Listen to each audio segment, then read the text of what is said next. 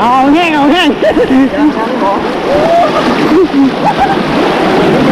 คือสะขบือสะตับเจ๋วเราได้หนิเนยเจ้าตำมุกเผ็ดใส่การใส่งานหลายฟ้าหลายปีมันก็จนเห็น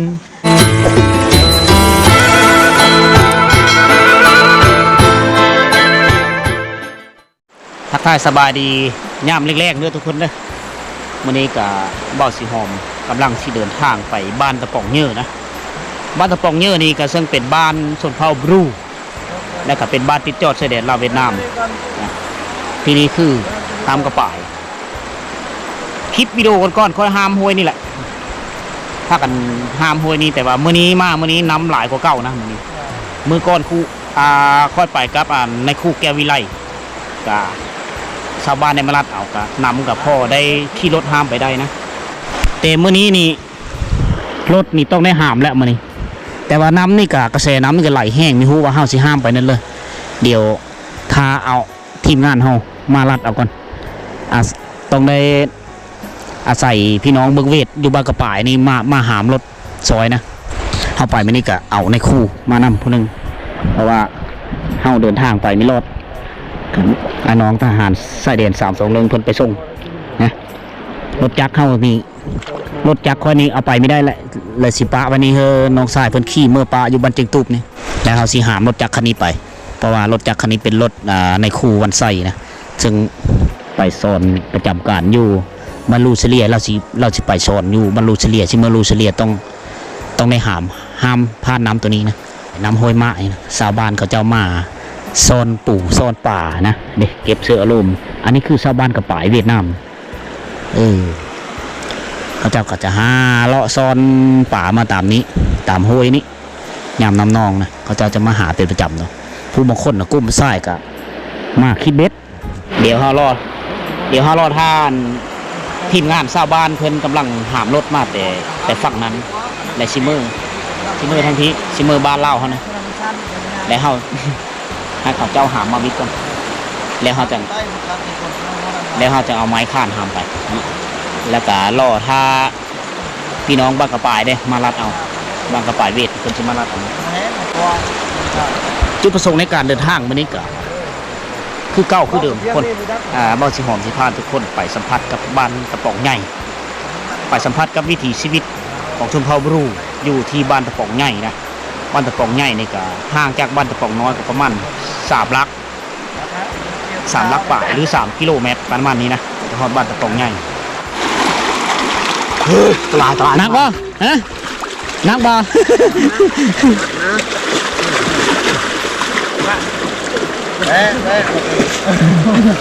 ต้องได้4 คนหรือ5 คนจะได้ขั้นหนึ่งนะร่างในเพื่อนเนี่ยหามรถในเสื้อในแค่เนี้ยเริ่มรับลงเฮ้ยหามรถเสื้อเลยมาแต่เลยสิโตบ่แต่ละไหมกงบิงเร่งเละบ่ไปตั้งไงเนี่ยบ่เปลี่ยนสาบานมาแต่แขวงกงบิงมาแต่กงบิงพ่อโตเนาะไป2-3 มื้อนี่เป็ดไม้ก่อนไม้หักเลยไม้หามหักเลยบลอดหาไม้ก่อนกินเบนอย่าไปแปะล่วงใช่ๆแกล่วงเนี่ยกลางนั่นแหละวิทย์บ่นี่นะจังว่าจะวิทย์มีวิทย์แล้วร้อยไปได้ทันทีเอ้ยเอาโอ้มีวิทย์ได้เฮ้ย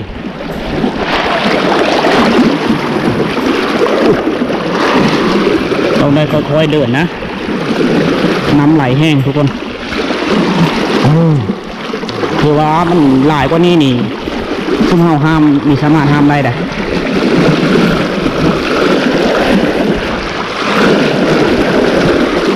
อันตรายทุกคนเลยถ้าว่าผู้เลือจะเดินทางไปเวียดนามช่วงนี้นี่บ่เลยว่ามีเพิ่มมาคุณนึง2 คนนะต้องไปหลายๆคนไปเป็นทีมไปรอดนะชันโอ้ยรอดนายให้เลือดนั่นไหนแกเลือดนั่นไหนเจ้าโอ้ น้ำไหลแห้งโอ้ยเกือบตกเตยแล้ว ไม่ต้องตูนี่หรอก เจอ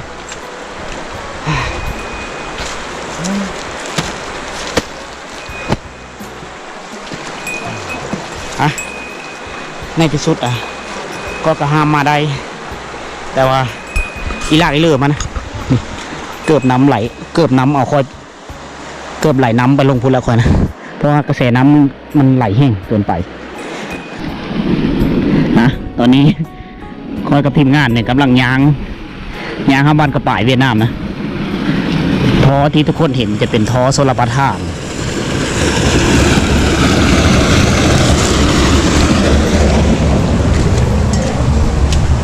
บ้านเพื่อนนี่จะมีโซลาร์ปาทานนะเขามีอ่างเก็บน้ำเข้าหน้าเพื่อให้สบานเฮ็ดหน้านะ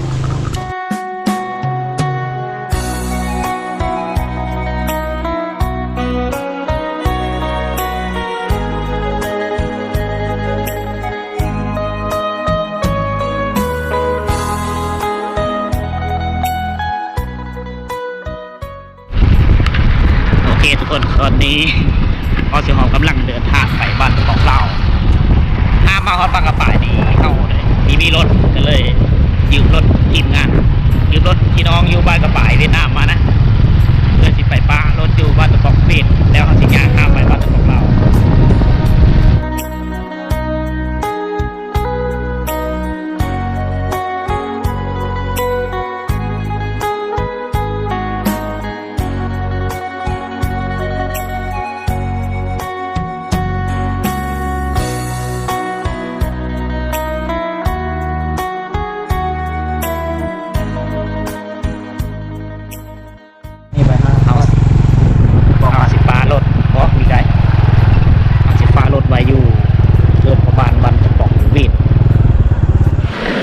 ตอนนี้คอยกับทีมงานทุกทางหน้านี่คือน้องสายสันติเราประจำการอยู่ทหารชายแดนนะชายแดน321อยู่เตียงตูบกับกระป่ายเวียดนามเรามาส่งเคืองเนื่องจากว่าเฮาการมีเรื่องพื้นที่ไปเลยเพราะว่าในการมานี่เฮาไม่มีรถนะเฮายางห้ามมาแล้วฮอดกระป่ายเฮาไม่มีรถจักรของปลาไว้ฝั่งเราเอามายืมมารถพี่น้องบ้านกระป่ายมาห้ามมาขี่มาปะไปตะบันปองตรงเวทนี่เฮ้ยพอบ้านตะปองเวทมาส่งข้อนี้นะจะได้นี้จะข้อห้ามไปนี่แหละนี่คือบ้านตะปองเยอะเด้อทุกคนเด้อเนี่ยทีมงานนะเฮาคนนึงห้ามเลยปุ๊บถือกระตุกดงเด้งน้ำนี่ไหลแห้งเลยห้วยที่ทุกคนเห็นนี่ก็คือห้วยกระป่ายเก้าจะค่อยห้ามว่างกี่นี่แหละแมนอยู่บ้านกระป่ายท้าบ้านกระป่ายแต่ว่ายุทธงตัวนี้จะเป็นท้าบ้านตะปองเล่ามันชวนแต่ใช่ได้บ่ถอดมาแต่หูดเข้าหายโอ้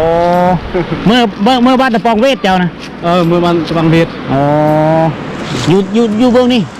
อยู่เบื้องนี่หายนะใช่ได้โอ้นักกันเนาะก็เบิร์ดช่วงจิตกันเนี่ยไปจิตกันโอ้30 กิโลได้ทุกคนเลยพูดมากแล้วก็ออกมือได้ทุกคนเลยพี่น้องบ้านตะป่องเวทนะเดินมาแต่พูดเข้าไฮพอเช้าเขาเจ้าจะไปพูดเข้าไฮแหละตามเส้นทางที่คนยางไปนี่แหละไฮเบิ้งเวทอยู่นะบ้านนี้เพียงแต่แม่น้ำกระป่ายขั้นก็ใช่นะคนละฟ้าบ้านคนละฟ้าห้วยฟ้าห้วยเบื้องนั้นจะเป็นน้ำจะเป็นบ้านตะปองเล่าฟ้าห้วยเบื้องนี้จะเป็นบ้านตะปองเวทนะโอ้โหมีรอดได้เดี๋ยวเพื่อทีมงานมารัดเอาเครื่องก่อนเหนียวขึ้นบ้าป่ะ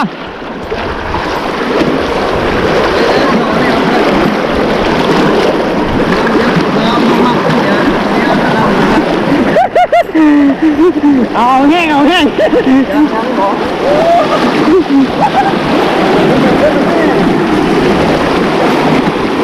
เบา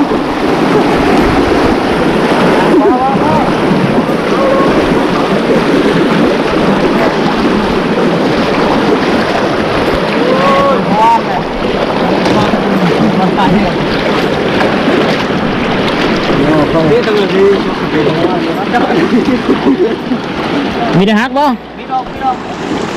หักเข้าหนึ่งแล้ว โอ้ยเพื่อสิห้ามมาได้ทุกคนเลยอีล่าอีเลือนะเพื่อพี่รอดโอเคสุดท้ายเราก็เดินทางมาฮอดบ้านตะป๋องเหล่าฮอดบ้านตะป๋องไง ใครอยู่เฮือนเนาะ ขอบเจอน้องชายสตินะที่ว่าอุตส่าห์มาส่งคนทีนะแต่ไม่มีเหล้ากะคือสิห้ามมายาเดิมโอเคทุกคนตอนนี้บาวสีหอมกับทีมงานมาฮอดบ้านตะป๋องเป็นที่เรียบร้อยอันนี้ห้องเห็นนี้คือห้องเห็นประถมบ้านตะป๋องนะมีขั้นเห็นแต่ป .1 ฮอดป .5 อยู่นี่และในคู่ที่มานำกันเขาเจ้าจะดับลงชีวิตอยู่นี่บ้านนะมาสอนอยู่นี่ทั้งเนื้อทั้งเทิงน่าจะเป็นผู้ผ่าอ้อมมาเลยนะสำหรับผู้น้อยนี้ผู้น้อยเยอะๆนี้หน้าผ่าตัวนี้จะเป็นอยู่เบื้องเวทนะเพราะว่าอยู่ฟ้าห้วยกับป่ายเบื้องนั้นและชาวบ้านที่ว่าอ่องเข้ามือตอนค่อยสวนทางกันนะเขาจะพูดได้หายเขาได้สีเหลืองๆแม่นเข้าเพราะว่าเข้ากำลังสุกปัจจุบันนี้ชาวบ้านกำลังหูดเข้าให้นะเดี๋ยวสิพาทุกคนยางเลาะบ้านในยามค่ำๆนะยามแรงตอนนี้เวลาก็16 โมงปลายๆทุกคนเลยยามแรกๆไงยามแรกๆเนี่ยชาวบ้านจะมาแต่เอาโง่ควายไปเลี้ยงนะควายโง่กับส่วนหลายก็ปล่อยเลาะไปตามกลางบ้านเพราะว่าอาศัยให้มันกินหญ้าตามกลางบ้านเลยนะเพราะว่าบ้านมันมีหญ้าฤดูฝนจะมีหญ้าอยู่แล้ว มันย่านเสียงรถ จะเป็นเดินที่ว่าค่อยๆลงไปหาน้ำกระป่ายนะบ้านนี้มีอยู่3หลังคาเฮือนก็เป็นบ้านมีเยอะไปเลยนะหลังคาเฮือนเขาเจ้าก็อยู่เบ็ดเป็นจุ่มกันนะปัจจุบันนี้ชาวบ้านกำลังกลับมาแต่หายแต่โสดกลับมาแต่หูดเข้าหายนะบ้านนี้โง่สัตว์เลี้ยงประเภทโง่นี่หลายนะควายนี่มีหลายไปเลยเฮือนนึงมีต่ำสุดประมาณ10 ตัว10 ปลายตัวนะหูได้นะส่วนหลายเขาเจ้าเอาเกลือให้มันกินเอาเกลือมาเสื้อกระตุกแล้วบีบเสื้อปะมันโง่นี่จะหูทุกตัวนะจูแต่ชอดน้ำไหนเนาะจูแต่ชอดจูแต่ใหญ่นายอ๋อเด็กเพราะว่าหากระเด็ด2-3 มือตัวไหนพวกเมียใบพวกบ่ไหนพวกแต่ใบบัวในพวกไม้พวกกิ๊กเมื่อวานนี้เมื่อซื่นนี้ฝนตกนะก็เลยมีท่านแดดเขาเจ้ากะหากระไปหูดเข้าให้อีกวันที่มื้ออื่นวันที่21นี่อาจจะพายุมาแต่เวียดนามนี่กะเป็นอุปสรรคหนึ่งที่ว่าเฮ็ดให้ชาวบ้านหูดเข้าให้ลำบากนะหูดปุ๊บหูดเรียนอันนี้คือกระดงขึงออกมานี่เนาะโอ้รอดนะน้อยนี่ขึงแล้วก้างมันนี่จะค้างอยู่ถึงนี่เขาจะเอาไปยองอีกเท่านึงนะยองเย็บเสื้อกระดงฟัดนั่น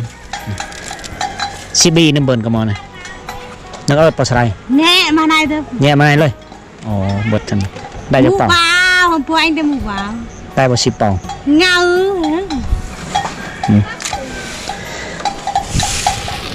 อันนี้คือข้าวไหเม็ดจะเยอะๆนะครับคล้ายๆคือกันกับข้าวโหลง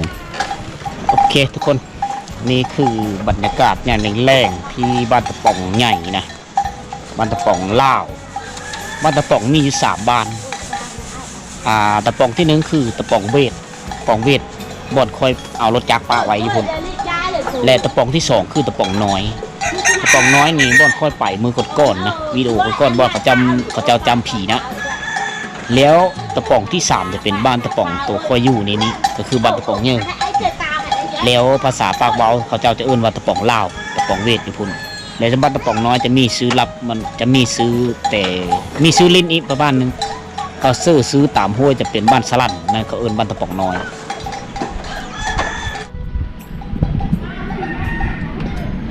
มันชวนช่วยเข้าแหละช่วยเข้าโตโดยโตเจ้าอยู่เป็น มาเห็นแม่เฒ่าเรากำลังจะซอยเข้านะอาหารการกินเขาเจ้ากับแบบง่ายๆนะคือ หน่อไม้เอาหน่อไม้มาเป็นอาหาร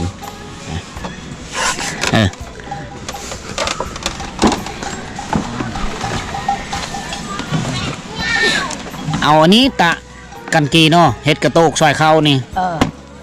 ซอยชนิดเลย ผลิตโดยไม้ป้องไม้พุ่งไม้พางอยู่ตามป่าตามดงแล้วเอามาสานเป็นกระโตกกระโตกนี้ผลิตโดยไม้ป้องแล้วก็เอาหวายได้ขอบมันนี่จะเป็นหวายเขาเจ้าทักมีลวดลายนะลวดลายงามสีไม้ลายมือของเขาเจ้าเองนะของชนเผ่าบรูอยู่บันตะป่องเนี่ยจะเป็นเอาหวายมาทักขอบมันตาจาดแว่เจ้าเบอร์ไหนตาดแว่กินนุ้ย กินหน่อไม้กินหน่อไม้กินอะบังบางจ่าบางจ่าบังอันนี้แหละอาหารรักบ้านเฮาสิพาทุกคนทำไปเบิ่งเพื่อนโคของแม่เท่านี่ได้อะบังโตในปีอะบังโตอะบังห่ออะบังอะเลียบ่บางอะเลียเนี่ยอะเลียเนาะบางอะเลียอ๋ออะบังอะเลียนี่ภาษาลาวเอิ้นหน่อไม้พางหน่อไม้พางหน่อไม้นี่แซ่บได้เวลาเฮาต้มนี่ถ้าว่าเฮาไม่ได้เปาะเปอะมันออกนี่มันจะหอมแล้วก็มีรสชาติสีหวานๆหน่อยนึงถ้าว่าเฮากินกับแจ่วแจ่วน้ำพักนะบ่รู้เฮาเอิ้นกระสูบมันกินกับแจ่วน้ำพักนี่เถอะโอ้แซ่บสละคอเคยกินได้แซ่บยำแรงๆกระสูบมีแจ่วกระสูบแซ่บยำแรงแม่เฒ่าอยู่เฮิรนเอาหลานพ่อบ่อิดเจ้าพ่อบ่เมยตรงไอ้เจ้าอ๋อก่อนกะมันปะตะไอ้ก้อนนู่นไหนอ่ะไอ้ก้อนเนื้อบานเนี่ยมันอันน้อยอันกระพูดเกี่ยวไปเห็นบ้านกระดอนะโอ้ผู้เยอะแหละไปเห็นอยู่บ้านกระดอแล้วแล้วดินตะพินแน่แหละบาทมาอันกระพูดเกี่ยวดินกระดอเจ้าเอาพูดน้อยๆอยู่เพิ่นนี่ไว้อ่ะน้อยๆดิแม่เฒ่าเอาลานลูกเพอกับลูกชายแล้วไปฮูดเข้าไห้แล้วดูนี่กำลังสนละวนกับการฮูดเข้าไห้นะนึ่งมากกระยันไม่ทันฟ้าฝนเนี่ยฝนตกลงมาพอฮูดไม่ได้นะก็เลยได้ผู้เฒ่านี่ผู้เฒ่าแถวเขตนี้นะคือกันหมดแต่ละบ้านกันจะเอาหลานหรือเฮิรนผู้เริ่มมีผู้เฒ่าเนี่ยก็จะเป็นได้เฮอผู้เป็นเอ้ยผู้เป็นเอ้ยนี่จะเป็นแล้วได้ขาดน้องเฮ็ดน้ำแน่ประมาณมื้อนึง2 มื้ออะไรเงี้ยเล็งพูดเข้าไห้นะเอาน้องนี่โอ้นี่2-4ได้กินอันนี้กับข้าวไห้คือเดียวแต่ว่าแนวพัดหนึ่งส่วนอยู่พื้นนี้จะเป็นข้าวกั้มได้ทุกคนเลยนี่ข้าวนี้จะมีรสชาติมีกลิ่นหอมมีรสชาติแซ่บกว่าข้าวเนาะข้าวหน้าเฮาได้ผลกลิ่นหอมต้นทวนเลยทุกคนเลยมีวิตามินสูงข้าวนี้มีเม้นข้าวเจ้าสีเอาได้ข้าวเจ้าต่ำโดยให้กรอกน้อยๆตำเลิ่นกรอกไม้เนาะกรอกฮาตีข้าวต่ำเองนี่วิตามินมันมีเสลายนะถ้าว่าข้าวสีเสื้อ64นี่วิตามินมันออกหลายเราจะปังยวนก็ได้ได้ทีโอ้ขามีไฟฟ้าก็มีเงินก็ได้บางเธอแค่มีเงินเลยเอาไปสียุพุนก็ได้เนาะได้เอาเสื้อเป่าแล้วก็เสื้อรถย่ำแรงย่ำนี้มีน้ำมีลายแล้วเอาไปสียุบันตะปองเวทได้เงินใช่เสื้อเป่าแล้วไปสียุเวทอยู่ตะปองเวทนั่นเพราะมันก็คือนะมันมีไก่ปองเวท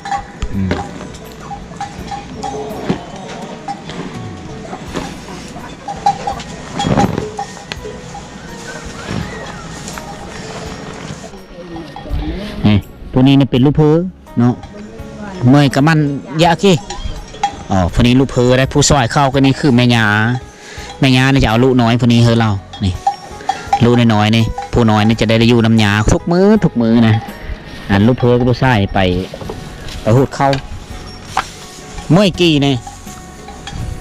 เมื่อกี้เพิ่ม คือกี่บ้าง โอ้พอได้เรา เราออกมาแต่ไฮได้นี่มันไม่ได้น้อยนะเป่านี่ก็เป็นเป่าอันเป็งโน่ความน้ำหนักนี่ก็ประมาณ30 ปลายโลนะเพราะว่าเข้าที่เขาเจ้าหูดมานี่มีท่านละฟัดหูดมาแล้วเสื้อเป่ามาเลยก็ตกอยู่ประมาณ30 ปลายโลนะเป่านี้ถ้าว่าเฮาฟัดคักเนเอาแต่เข้ามาเสื้อนี่50 โลเต็มเอามาเสื้อนี้เข้าดิบเด้มีท่านละฮาวนะเอามาหอนเฮือดแล้วก็ยังไม่ได้กินทุกคนเลยเพื่อจะได้กินกับพลาดหลายขั้นตอนเอามาหอนเฮือดแล้วมันจะมาหอนเฮือดแล้วในขณะที่หูดมาแต่ไฮเนี่ยเขาจะเป็นลักษณะนี้นะจะมีทั้งก้างทั้งไปเลยสปปีอยู่นี่แหละเพราะว่ามันมีทะเลล่นเมดแล้วก็มีตัวดิฟเด้ตัวซุกคักแน่ตัวซุกคักมันจะล่นไวถ้าว่ามันมีตัวดิฟเน่นี่ตัวมันซุกคักมันจะค้างนี่แล้วมาเฮือดแล้วจะคือเห็นเป็นนี้เห็นละจะใส่ขอเนี่ยเราจะใส่เท้าใส่ตีนเย็บเพื่อมันล่นซอดลงเสื้อกระดงตัวพื้นนี้เพราะว่าตัวนี้จะเป็นดงขึงแล้วก็ดงขึงที่ว่าขึงเขาเปิดให้มันอ้อรอดเอานะได้ทุกคนเลยเพื่อจะได้กินแล้วมื้อหื้อนี้เราจะฟัดเย็บขึงมาได้ในเนื้อเขาเจ้าจะฟัดเพื่อเอาเข้ารีบอ้อจงไว้แต่เข้ามาแล้วมือต่อไปเขาเจ้าจะเอาออกมาตาอยู่ตามซ่านตัวนี้แหละซ่านที่เขาเจ้าเฮ็ดแบบนี้ก็มีผลประโยชน์หลายอย่างนะอันที่หนึ่งก็ลักๆก็คือตะเข้าอยู่นี่นะเขาเจ้าปูผ้าบัดปูด่างไว้อยู่นี่แล้วก็เอาผ้าบัดมาปูแล้วก็ตะเข้าแล้วก็แม่เฒ่าผู้ที่เอาหลานแล้วก็ตะเข้าอยู่นี่นะลูกเพอลูกชายลูกหลานไปเฮ็ดเวให้กันสูนแล้วผู้เฒ่าเอาหลานจะตะเข้าอยู่นี่ขล่นไปขล่นมาอยู่นี่ปกติจะเป็นแบบนี้ทุกๆจนผู้แลฮอนย่ามันเขาเจ้าตะเข้าเบิดแล้วเขาเจ้าจึงไม่ได้ตะเข้านะอันนี้คือวงจรชีวิตของพี่น้องไทยบรูอยู่เขตชายแดนลาวเวียดนามนะทุกคนนะอยู่เบิ้งเวทกับคล้ายๆคือกันนะข้อกายมาอยู่บ้านตะป่องลาวเนี่ยบ้านตะป่องเวทกับบ้านกระป่ายเนี่ยค่อยมีกล้าถ่ายเนื่องจากมันเป็นบ้านเขาเจ้าเนี่ยมันรอดเอาหันจะแซวเอาหันได้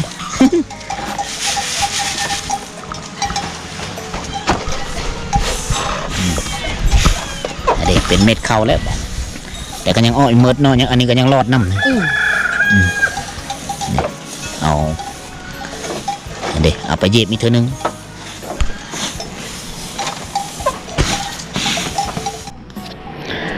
เฮือนซานลานเป็นของพี่น้องอยู่บ้านตะป่องเหยื่อนี่จะคล้ายๆคือกันเป็นเฮือนแบบบูฮานสไตล์บูฮานของชนเผ่านะแต่ว่าต่างแต่ว่าเขาเจ้าไซมีค่อยมีมุ่งใบคออยู่บ้านนี้จะเป็นสังกะสีแล้วเนื่องจากว่าพื้นที่นี้มันคือกันกับเวทเลยเฮาไปซื้อเอาง่ายสร้างเวทมาอยู่ในฟ้าโฮยหันเฮากะสามารถเอามามุ่งเป็นมามุ่งเฮิร์นได้นะกรณีที่ว่าเข้าไปบ้านอื่นๆมันคือหลังนั้นจะเป็นใบตองคอนี่ไม่มีท่าแห้งแล้วเฮากะเอาใบตองคอมามุ่งโดยไม่ได้ใช้งบประมาณนะนี่คือหลังนี้กะแอมโดยฝาไม้เฮฝาไม้พางนี่ทุกอย่างผลิตจากธรรมชาติทุกคนเนี่ยมีแต่ท่านสมัยแต่สังกะสีและด้านโซ่ล้างนี่เขาเจ้ากะเด็กตัวนี้ล้มลงแล้วนี่คือไม้ค้ำตัวนี้จะแน่นหนาถาวรนะเด็กถ้าว่าล่มมากทางนี้เนี่ยไม้ค้ำขางเฮิร์นนี่จะเป็นตัวครึ่งมีเฮิร์นนี่เย่มานาทีนะเพราะว่าส่วนหลายก็เป็นเสาฝังดินในส่วนหลายเขาเจ้าจะต่อเอาท่อแป๊บน้ำมันมาต่อได้เพิ่มมีเฮอโปะขึ้นนะนี่หับประกันมีเฮอโปะส่วนหลายโปะมันจะกลิ่นนะถ้าว่าเขาฝังดิน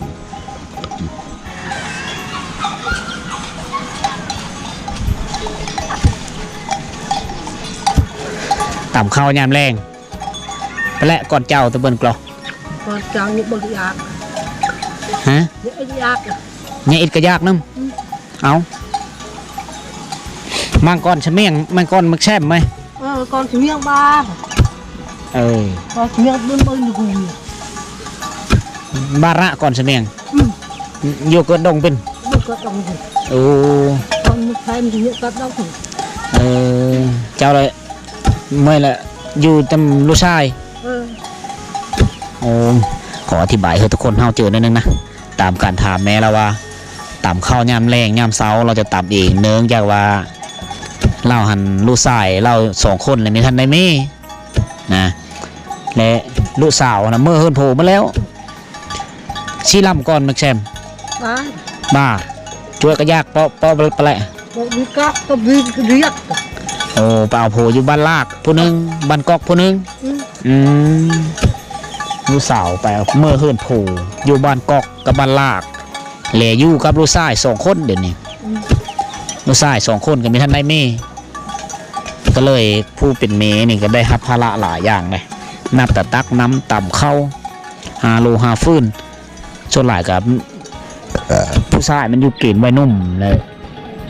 เขาเจ้าก็จะไปลิ้นหันลิ้นนี้ตามภาษาพื้นบ้านเขาเจ้านะก็ยังไม่ทันรู้จักนาเวของตัวเองไปเลยนะก็อาจจะแตกต่างกับแถวตัวเมืองเฮานะแตกต่างกันหลายได้ยุผู้หญิง7-8 คนก็จำเป็นต้องได้เมื่อเฮิรนโผล่เมิดนะผู้เอาแต้งเมื่อนี่ก็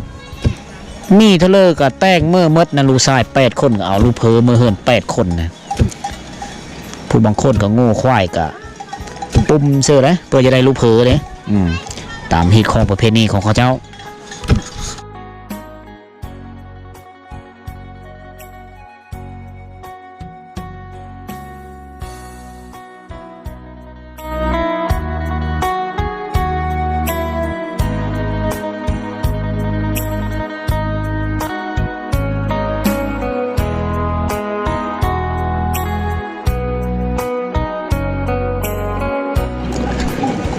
โอ้มีน้ำลิ้นอยู่บ้านตะป่องเนื้อนี้จะใส่ได้แต่ในย่ามฝนนะมันก็ไหลแห้งนี่เขาเจ้าจะต่อมาเตะขู่คือนี่นะเอาอยู่น้ำห้วยตัวนี้แหละน้ำห้วยที่เป็นน้ำห้วยน้อยที่ไหลผ่าบ้านชาวบ้านจะมาตักที่นี่อีกส่วนหนึ่งก็ลงไปตักอยู่ห้วยกระป่าย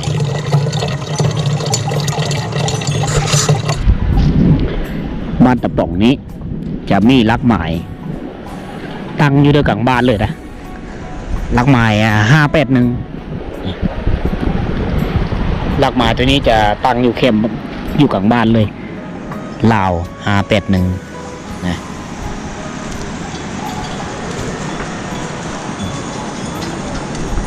ต่างอยู่ในกลางบ้านนี่เลยแล้วลักหมายอยู่เบื้องเวทจะอยู่บนนั้นกายกงโมงไปหน่อยนึงยูฮันเป็นลักหนึ่งบนเก่าปุกงมะเหย่านะยูฮันจะเป็นลักเวทลักหมายคือกันแต่ว่าอยู่เบื้องเวทลักน้อยสำคัญนี่แหละจะเป็นลักนี่เยอะนะมันส่วนเฮิรนชาวนุ่มบ่นี่ชาวนุ่มนะผู้บ่าวนอนนี่บ่ บ่คือมันบางทีก็นอนนี่บางทีก็นอน อันจูผู้ชายนะผู้บ่าวนะ บ่เขาเล่นชื่อ เขาลิ้นซื้อบางเธอเขาเจ้าก็นอนนี่ตอบเทนเนียนเนี่ย โอ้จะเข้านุ่มเข้าในบ้านนี่นะ ผู้นี้ตะก้องบ่มีดีมันมีบ่มีหามันนอนคืนนี้บางทีก็มูไปเล่นบ้านอื่นไปเล่นนอนคืนมันบ้านเชียร์เราเชียร์กันนอนอยู่ บางเธอหมู่มาแต่ไปลิ้น เล่นอยู่ไปนอนอยู่นี่ก็เร็วเท่าที่ มาแต่ไปลมมือสาวมาแต่ลมมือสาวแล้วก็นอนนี่ นอนนี่ 3-4 คนก็ได้เนาะโหติ่งมันยักษ์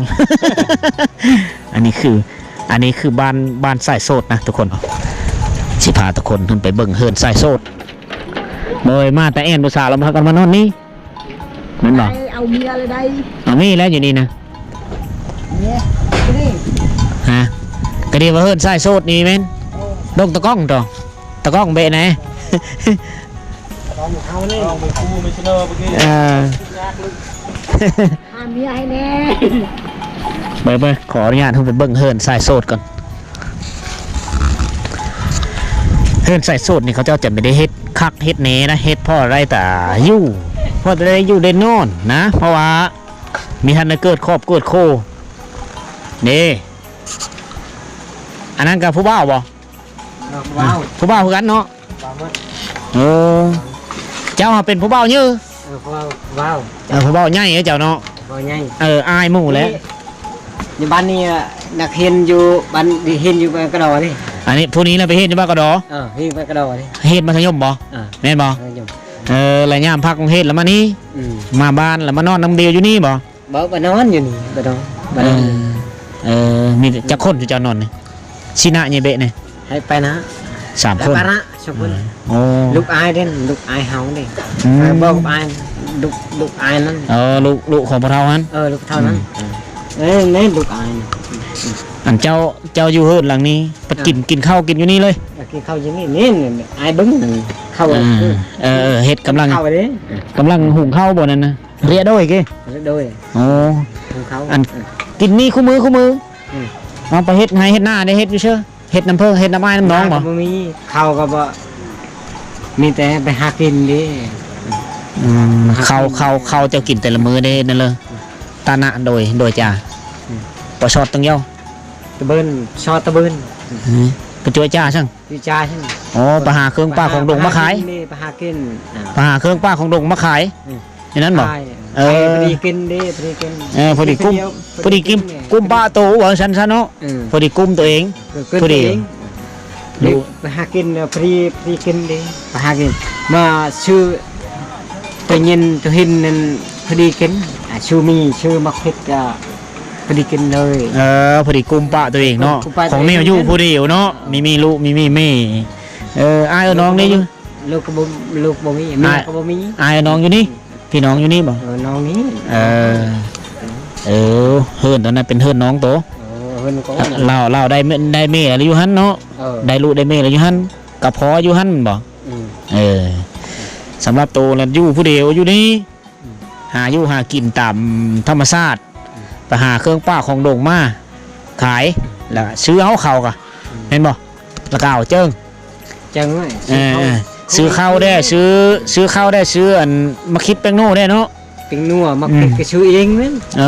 พอดีกุมปะเจ้าเองหั่นแหละโอ้ไหนทุกคนเนี่ย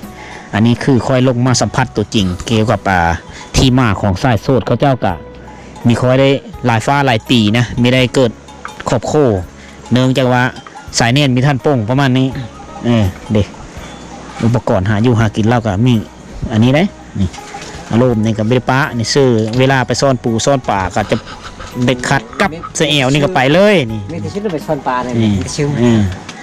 นี่ก็แซ่ในกินอยู่แซ่ในก็แซ่ชามนี่ โอ้ซื้อเอานี่เนาะ ชื่ออีกชื่อมัดนี่ อ๋อเจ้าซื้อ ชื่อ เอานี่ ยังก็บ่ เจ้าซื้อเอานี่เนาะ ชื่อเอา อันนี้แสน30 ในแซ่30,000นั่นในแซ่30,000 หน่วยนี้แสนกีบหน่วยนี้130,000 30,000 โอ้เราซื้อเอาไม่ได้ไปเอ็นสาวบ่องคืนไปเลยได้กระมล บ่ ไม่ได้ไปเลย บ่ไป นั่นแหละจะไม่ได้มีนะไปบอกไปน้ำเฮาแมลงไปบอกไปน้ำเฮาแมลง ไอ้นอนอยู่นี่ บางเธอก็นอนนี่บางเธอก็ไปนอนอยู่บ้านกระปาย ก็ไป เอ็นชาวเวทไปบอก สปีก็ได้นอนอยู่ไอ้นอนอยู่นี่ก็ได้คอยก็ไปก็อาย โอ้คักแล้วสันอันผู้สาวนี่อยู่บ้านนี่เขาก็นอนอีหลังเฮิร์นนึงบอกเลยนกเลยเบะมูดงไหลบอกตอบไหลตอบกระโมดคอยยังมีเวลาที่ว่าสิพาทุกคนไปเบิ่งว่าเฮิร์นเจ้าสาวเพราะว่าเจ้าสาวผู้สาวนี่ผู้สาวเผาบรูเขานี่เขาเจ้าจะย่ามกลางเว้นเขาเจ้ามีท่านมาโฮมกันไหมเขายังอยู่เฮิร์นเพราะเฮิร์นเมย์ของเขาเจ้าเองนะเฮิร์นใส่สูตรบอกกีนไว้นุ่มเจ้านุ่มผู้บ้าที่มีท่านได้รู้ได้เมย์มีท่านละเกิดครอบคู่นี่จ้ะเขาเจ้าจะมาลินน้ำกันได้แต่กลางเว้นเขาก็เห็นมาลินมาโหกันมาเฮ็ดอยู่เฮ็ดกินน้ำกันได้อันนี้คือการดำรงชีวิตของในเกณฑ์ไว้นุ่มของเผ่าบรูเฮานี่หลายๆบ้านคล้ายๆคือกันจี้กระป๋อมนั่นอาหารกันกินเบิ้งได้คอยางนะมันรู้ได้ เขาเจ้าหนึ่ง โอ้ตัวซื้อข้าวเจ้ามาหุง เบิ่งนะใครวะโอ้เขาเจ้าหอมทวน เขาเจ้าแต่มีแต่บ้านเวียได้ค่าชื่อนั่น ผู้เดียวตัวอิ่มแล้วชำนี่เนาะ อิ่ม แล้วผู้เดียวตัวมื้อเช้าก็หุงไหม มือนก็เขานี่มันก็กินก็ได้ บางมื้อก็กินข้าวเหนียวน้ำโอเคขอบเจอเด้อนี่คือสะขะเบือสะต่ำเจ้ของเราได้นี่เด้ เจ้าตำมุกเผ็ดนี่ ใส่งานหลายโพดอันนี้จนกิ้ว ใส่งานหลายโพดคกเด้เชื่อคกเจ้าและตะปั่นไหม ปลานะ นี่ปั่นนี่ ปลานี่ นี่ทุกคนเอ้ย ตำมุกเผ็ดนี่ ตำเจ้าเชื่อนี้แล้ว ตำแจ่วอยู่นั้นตำแจ่ว นี่รีวิวคกเพื่อทุกคนเบิ่งก่อนเด้อนี่อันนี้นะคือคกตำเจียวของสายสูตรไหนเขาเจ้าจะท่าเองผลิตเองเฮ็ดเองนี่มีโลดลายได้บักมีบักเอวบักหรือข้างนี้เฮ็ดกิ้วได้นี่โอ้นี่ก็ผ่านการใช้งานหลายฟ้าหลายปีมันก็จนเห็นบางเธอก็ฟักลาบน้ำแน่นี่เนาะแม่นบ่ตาเทิดนึงหน่อยมันเพิ่มแงะหน่อยเมิดอันนี้กุดเฮนนี้ความลงนี้กับฟักลาบปกนี่เนี่ยมันจังนั่นนะมันจังเฮนนี่นะ โอเคทุกคนอันนี้คือวิธีของชาโชดนะโอเคทุกคน เวลาตอนนี้ก็คอยคำลงแรงแล้วก็ตกอยู่17 โมงปลายๆนะ18 โมงยังแล้วทุกคนเลยเวลาอยู่พีมันคำไวนะเนื่องจากว่าตะเวนรับหูผู้ลงไปเนี่ยมันเยอะมืดเลยนะแถวนี้แต่สำหรับการยางเลาะบ้านถ้าท่านผู้ชมยางเลาะบ้านสัมผัสกับวิถีชีวิตของชนเผ่าบรูอยู่บ้านตะป่องเนื้อนี่ก็ค่อยกับไปวิดีฮอดโทนะเพียงแต่เลาะแถวนี้เพราะว่าพื้นฐานการลงชีวิตของเจ้าก็คล้ายๆคือกันนะแต่ละเฮือนคือกันพระเจ้ากำลังขมุกขมุนมาแต่ไห้มาแต่หูดเข้าไห้ส่วนหลายก็ได้ยิ่งก็ฟาดเข่าเย็บเข่าเข่งเข่านะบางส่วนก็คือทุกคนได้เห็นนะการดำรงชีวิตของเจ้าก็ส่วนหลายพื้นฐานในการดำรงชีวิตก็มีท่าแห้งหลายอย่างก็คือชาวบ้านกับไปหาเครื่องป่าของดงมาขายเป็นสินค้าเพื่อสร้างรายรับเพื่อครอบครัวนะเพื่อแก้ไขชีวิตการเป็นอยู่คือพอเท่าเราก็หาหวายมาสารกระโตกขายในกระโตกเพศหนึ่งก็เฮ็ดโดยหวายวัตถุจากธรรมชาตินี่ก็300,000 ดงนะเห็นไรเป็นเงินกีบมันก็ประมาณอยู่200,000 ปลายนะหรือว่าตกอยู่100 ปลายบาทประมาณนี้นะเงินละบาทก็100 ปลายบาทและเดี๋ยวนี้พระเจ้ากำลังเฮ็ดไห้พูดเข้าไห้กำลังปอละปักกับเข้าไห้พูดเพื่อมันทงคันกับฤดูกาลนะถ้าว่าฝนพายุลงมาคือวันที่21มื้ออื่นมื้อฮื้อนี้ได้ยินข่าวว่าพายุมาแต่เวทเขาเจ้าก็แห้งติดเล็งเอาฝนเข้ามาแต่ไห้เฮิรนหมดนะเขาเจ้าก็ถือว่าขมุกขมุนนึกกับหน้าที่ของเขาเจ้าก็ถือว่ามีธรรมดาวงจรชีวิตแต่บ้านนี่คือกันแต่ละบ้านนะแถวบ้านหน้าแถวบ้านค่อยไปแถวพะบังนี่ส่วนหลายก็หูดแล้วหูดเหลวแล้ว หูดเหลวหลายคนแล้วแต่ว่าแถวนี้เขาเจ้าซื้อเข้างั้นนะกาไม่ทันแล้วกำลังเก็บเกี่ยวบ้านนี้ก็ห่างจากเมืองเสียโปดมากกับประมาณ70 ปลายหลักจะฮอดบ้านนี้นะแล้วบ้านต่อไปนี่ก็จะเป็นบ้านนั้นลูซิเลียบ้านลูซิเลียนี่ก็เป็นบ้านสุดท้ายแต่ว่าเราเดินทางไปนี่ก็ประมาณ3 ลักปลาย3 ลัก3 กิโลเมตรปลายๆนะจะฮอดลูซิเลียแต่ว่ามื้อนี้คนยังไม่ได้พาทุกคนไปฮอดปุ่นนะเนื่องจากว่าย่านฝนตกย่านน้ำมานะน้ำกระป่ายที่ว่าจะค่อยห้ามมากับทีมงานนี่เดี๋ยวสิพา เดี๋ยวสิกลับไปนอนอยู่บ้านกระป่ายเวทมื้อนี้นะและมื้อเช้าหุ้งมากก็จะได้เดินทางกลับมื้อบ้านนานะเพราะว่าที่พักก็อยู่บ้านนาจุดจุ่มเจียงตู้พุ่นเลยสำหรับวิดีโอนี้ก็มีเพื่อหลายทุกคนเพียงแต่ว่าเอาเก็บกับเรื่องราวสาระคดีแบบสั้นๆเอามาให้ทุกคนได้เบิ่ง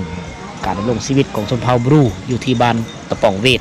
นะอยู่ที่บ้านตะป่องลาวนี้มันคล้ายๆคือกันแต่ว่าแตกต่างกับชนเผ่าลาวเดิมเฮาที่ว่าอาศัยอยู่ทงเพลงนะที่นี่คือผู้โดยนะห่างไกลชงลิกเป็นเขตหนาว อยู่เขตนี้จะหนาวกว่าเขตอื่นๆนะฉะนั้นการนุ่งถือของเขาเจ้าในสลากออกเป็นภาษาเวียดเบิดออกเป็นทางเวียดเพราะว่าการซื้อการขายการได้ใช้เป็นเงินดงตลาดของเขาก็คือเอาเวียดเป็นหลักเอาเวียดเป็นตลาดอยู่บ้านเวียดนะเวียดยังได้ข้าวสารยำข้าวสารมีพ่อกินเอาข้าวสารมาข้าวสารเครื่องบริโภคอุปโภคที่เขาเจ้าต้องการก็จะได้ซื้อสั่งมาแต่เวียดนามพ่อค้าเวียดจะมาส่งเธออยู่เดินนำกระป๋ายนี่เลี้ยวเฮากันหรือเขาเจ้าก็ห้ามมาที่ห้ามมาไปมาหาสู่กันได้ตามทุกเวลาทุกมือนะเนื่องจากว่าถ้าว่านอกจากกันเวลาฟ้าลมฝนตกเขาเจ้าจะไปหากันไม่ได้เท่านั้นเมื่อเลือฟ้าฝนดีแบบนี้ท้องฟ้าแจ้งไม่นี้เขาเจ้าจะไปมาหาสู่กันได้สบายย่ำเจ็ดปีนอุ่นไปห้องหมอเบิงเวทไปสุขสลาเบิงเวทได้นะอยู่สลากระป๋ายจะมีสุขสลานะเขาเจ้าจะไปใช้บริการนั่นถ้าว่าไปเบื้องล่างห้างก็จะเป็นสุขสลาบ้านก๊อกหรือสุขสลาผาบังอยู่จุดสุมผาบังมันก็ไก่เขาเจ้าส่วนหลายก็ไปเวียดนี่นะถือว่าใช้บริการร่วมกันกับเวียดนามนะเอาสำหรับวิดีโอนี้ก็ขอฝากไว้นำสุขคนสำนีก่อน ก่อนจากกันไปอย่าลืมเข้าไปกดไลค์กดแชร์กดติดตามซองส่วนบทเล่าของบ่าวสิงห์หอมนะเพื่อเป็นกำลังใจในการไปเฮ็ดคลิปและสิ่งสำคัญก็อย่าลืม อย่ากดห้ามโฆษณาทุกคนเพราะว่าโฆษณาที่เฮามาอยู่ในคลิปอยู่ในวิดีโอของบ่าวสิงห์หอมนี้ล้วนแล้วแต่เป็นค่าน้ำมันรถในการเดินทางไปถ่ายคลิปนะเอาพบกันใหม่ในคลิปหน้าทุกคนสำหรับคลิปนี้ขอกล่าวว่าสบายดี